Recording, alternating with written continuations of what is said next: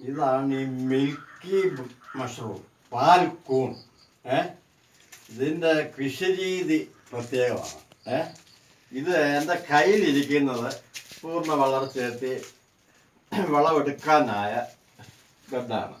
അത് ഇതുപോലെ അത് അടുത്ത ദിവസങ്ങളിൽ ആയിക്കൊണ്ടിരിക്കും. മിൽക്കി മഷ്റൂം ഇത് വിളവെടുപ്പിന് പാകമായത്, പിന്നെ അടുത്ത ദിവസങ്ങളിലേക്ക് വളർന്നു വരുന്നത്, പുതിയതായിട്ട് ചെയ്ത ബെഡ്. അങ്ങോട്ടൂടെ കൊണ്ടുപോകുമ്പോളെ മറ്റേ ബെഡെല്ലാം കിട്ടും. ഇതെല്ലാമാണ്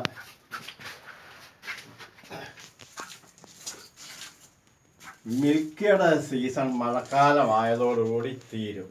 ഇത് ഇനിയിപ്പോൾ അടുത്തത് ചിപ്പിക്കൂണാണ്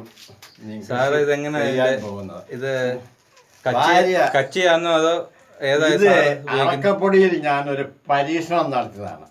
അറക്കപ്പൊടിയിലെ കൂൺ ആവൂലെന്ന് പല കൃഷി വിജ്ഞാന ക്ലാസ് എടുക്കുമ്പോഴും പറഞ്ഞാൽ ഞാൻ അറക്കപ്പൊടിയിൽ ഇപ്പം കൂണാക്കി വിജയിച്ചിരിക്കുകയാണ്.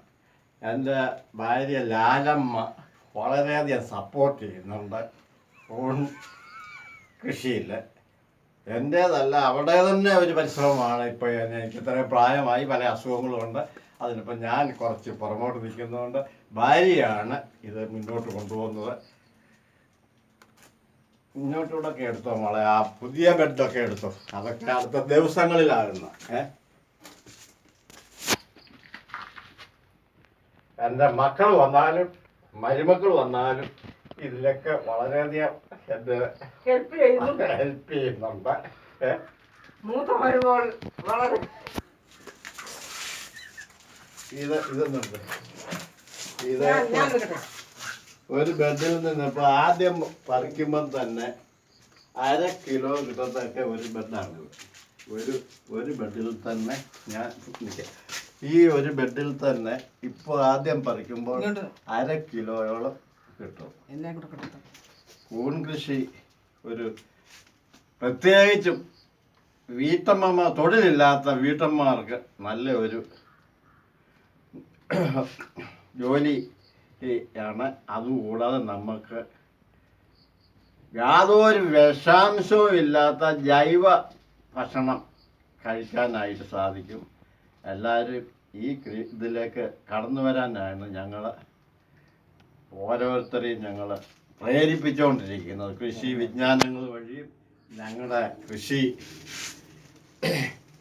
ഇവിടെ ആര് വന്നാലും അച്ചായ എനിക്കൊന്ന് മനസ്സിലാക്കണമെന്ന് പറഞ്ഞാൽ ആര് വന്നാലും നമുക്ക് കയറി കാണാനും ഇതിനെപ്പറ്റി പഠിക്കാനും എല്ലാ സാഹചര്യവും ഞങ്ങൾ ഒരുക്കി കൊടുക്കും.